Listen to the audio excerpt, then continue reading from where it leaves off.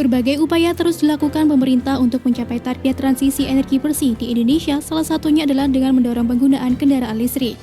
Kini, upaya tersebut nampaknya semakin gencar dilakukan setelah beredar kabar bahwa pemerintah sedang mempersiapkan program subsidi untuk pembelian kendaraan listrik di tahun depan.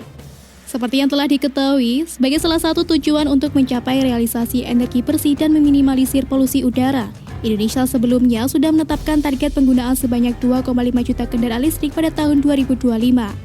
Sedangkan saat ini diketahui bahwa pertanggal 3 Oktober 2022, ada sekitar 28.188 kendaraan listrik di Indonesia, di mana 22.942 diantaranya adalah sepeda motor, 4.904 terdiri dari mobil, dan sisanya adalah kendaraan umum atau komersil lain seperti bus, truk, dan kendaraan roda 3. Melihat angka di atas, artinya realisasi penggunaan kendaraan listrik di Indonesia masih jauh dari target di sisa waktu 2 tahun menuju 2025. Sehingga demi mendorong target penjualan dan penggunaan kendaraan listrik, rencana subsidi pembelian jenis kendaraan tersebut pun muncul. Kabar mengenai sedang dirancangnya program subsidi ini terungkap dari wawancara Menteri Perhubungan Budi Karya Sumadi yang dimuat dalam Bloomberg.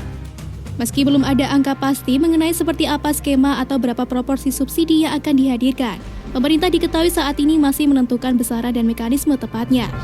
Menhub Budi disebut menjanjikan aturan baru yang sedang dirancang akan menjadi gagasan pendobrak bagi industri kendaraan dalam negeri. Di sisi lain, Menhub Budi juga menjelaskan jika alasan Indonesia begitu ambisius dalam mendorong angka penggunaan kendaraan listrik adalah karena tingginya tingkat polusi udara yang terjadi. Bukan tanpa alasan, pasalnya Indonesia memang tercatat berada di peringkat ke-17 di antara negara-negara paling tercemar di dunia menurut indeks IQ Air. Dan bukan hanya subsidi untuk pembelian, regulator kabarnya juga mempertimbangkan subsidi untuk konversi kendaraan pembakaran internal.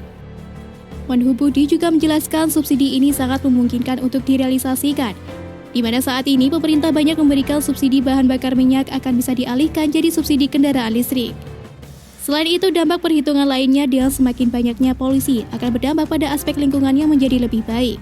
Karena itu, untuk saat ini pemerintah sedang mempelajari rencana tersebut dengan hati-hati. Sebab ketika benar-benar direalisasikan, hal ini akan menciptakan perubahan besar dalam industri otomotif padat karya. Sementara itu, dari segi pendekatan, menurut sumber yang sama, Menhub juga mengungkapkan sejumlah program yang dipetakan untuk mendorong masifnya penggunaan listrik di Indonesia.